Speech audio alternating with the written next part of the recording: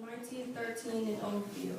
I paved the way for African Americans by showing you can do anything no matter what, who is against you or what the odds are. I won 4 gold medals in the 1936 Olympics and received the Presidential Medal of Freedom in 1976. I am Jesse Owens. I was an African American track and field athlete who specialized in spears and long jump.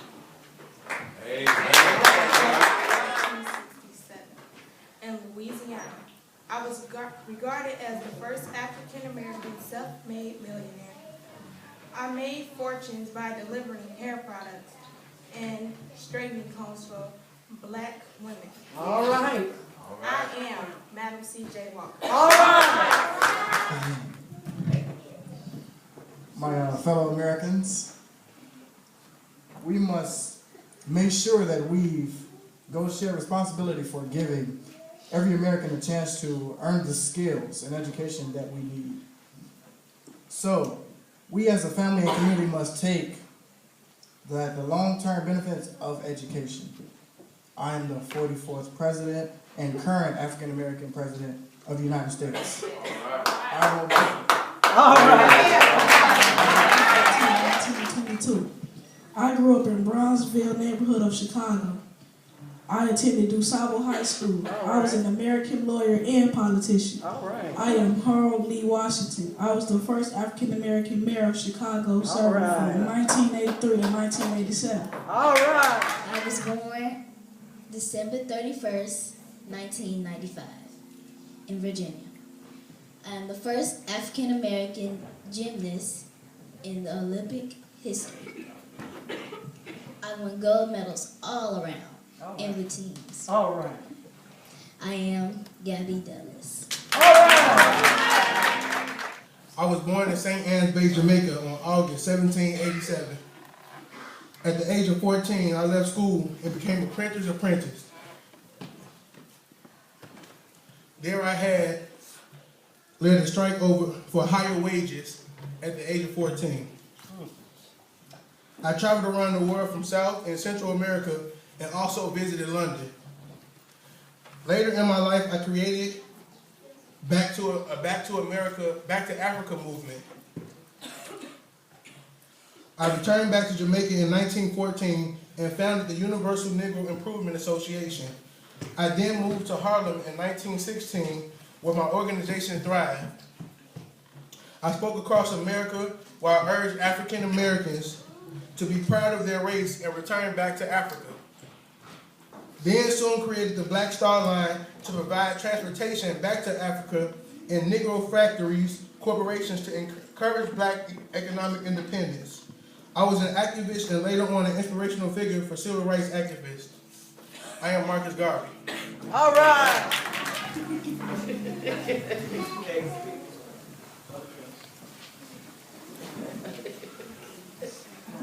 I was born October 26, 1911. I was born October 26, 1911. I am the famous African American woman gospel singer. I have many honors and Grammys for over the years. People always ask me why I sing gospel. I tell them I sing gospel because it makes me feel free. It makes me happy. I have seen through the Civil Acts movement and I have marched with Dr. Martin Luther King. My famous song I had sung was Amazing Grace.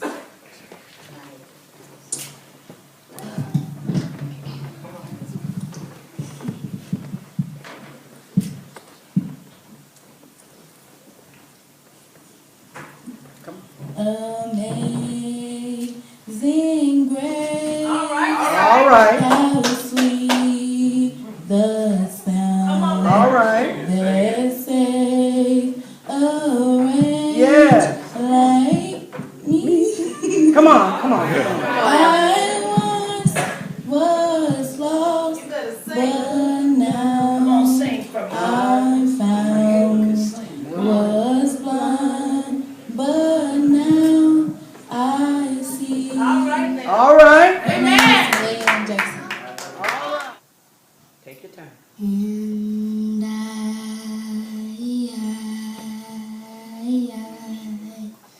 will always love you. Ooh, yeah. All right, go ahead, girl. Will always love you.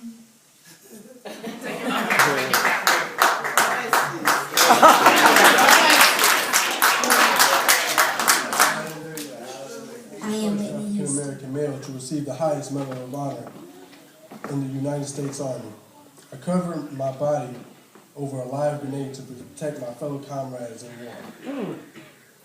I am Olive Milton. I will not be afraid of 10,000s of people that have set themselves against me. Yeah. Not while God is here to fight the war beside me. Yeah. Psalms 3 and 6. Once again, I am Olive Milton.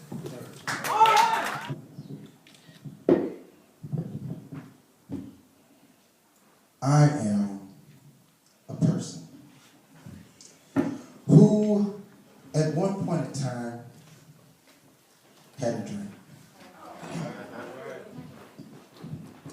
And in my dream, before my last days, I wanted everyone to feel as though they had an opportunity to live the American dream like everybody else. I believed in equality for all races. And I start off my message with a beginning. I was born January 15th, 1929 in Atlanta, Georgia. At that point in time, I went to school like all the other black African Americans, and I exceeded far beyond expectations. By the age of 14, I was already elected as a minister at my church in which I attended. By the age of 19, I was already in college, and I was going towards my PhD in order to be a doctor, of which you all know me now today. After that point, I was faced with many controversy, many turmoils that I never really focused on until then. Once I got my doctorate, I then, in December 1st, 1955, saw my opportunity to lead. But I wasn't ready to lead. There was a woman by the name of Rosa Parks. Rosa Parks was tired and her feet was hurting, and she sat on the bus, and the bus driver wanted her to move for other white people who entered the bus. But she decided not to. So then she was arrested, and she was taken, and she wasn't going to be released. So I and members of the NAACP came together and said, we want Rosa Parks to be free. And we started a bus boycott. The bus boycott started off to be peaceful, and I started to do research on what would be the best methods in order to have the people reach our adversaries, the white Americans who did not want us to have equal rights. And I started to study Gandhi. Gandhi's method in order in India to fight their oppressors was to lead by peace and to have non-violent protests. So I took it upon myself and I said, I'm going to do the same thing here in America. So I started my journey on my non-violent protests. We used that and we instilled that in the bus boycotts, and it was rough. They bombed my house multiple times, but through my non-violent protests, I was able to free Rosa Parks, and I was able to get the African Americans the right wages and the opportunity to sit in the front of the bus even when our white adversaries did not want us to be there. From then on, I went off to fight many other huge, important battles of racial inequality. I even led a march onto the Washington Lincoln Memorial. And there I said something that many people know today. I said a speech starting with, I have a dream. Yes.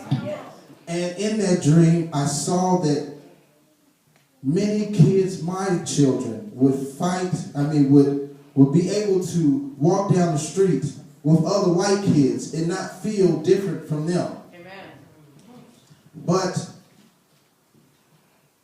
through all of my trials and tribulations, I knew that I wanted to live my life only for the sole purpose so that other people could live a better life. Yes. And in the end, I knew that I was going to give my life in order for that to really happen.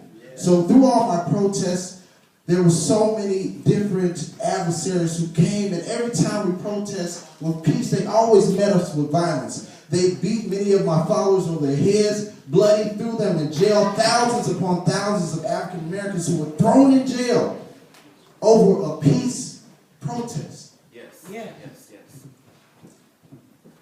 It got so bad to the point where I was stabbed, not by a white person, but by an African American woman, because she did not believe that my method was right, that a peaceful protest would really work, so she stabbed me. But did that stop me? No. I continued to persist. After I recovered, I continued to go. And then in the end, my greatest battle, it wasn't for the rich African Americans. It wasn't for Rosa Parks getting on the bus. My greatest achievement was in Birmingham, where there were protesters trying to find equal rights, being garbage men. That was my greatest achievement. These garbage men were trying to get equal pay. They were getting paid something like 70 to 80 cents an hour.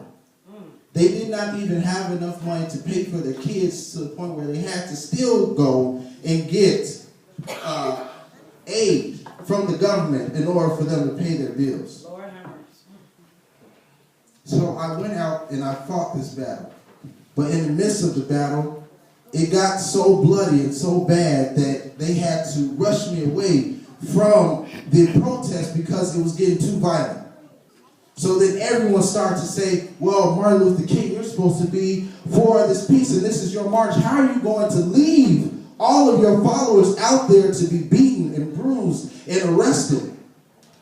And they said all these bad things about me, but then I decided, you know what, I'm not going to fail now. I'm going to go back. In the midst of me going back, I was shot and killed. But the main point about being shot and killed was I wasn't shot and killed by some great adversary. I wasn't killed by some wonderful man who was my equal match. I was killed by a nobody. I was killed by a person who no one even knew. So I say to all of you, if you have dreams, don't let a nobody kill them. I was born on January 17, 1964 in Chicago. I attended Princeton University, graduating cum laude, which is a very high academic level. I earned my degree from Harvard Law School in 1988. I practice and believe in health and wellness. I am the first African American First Lady to the 44th current President of the United States. I am Michelle Obama. All right.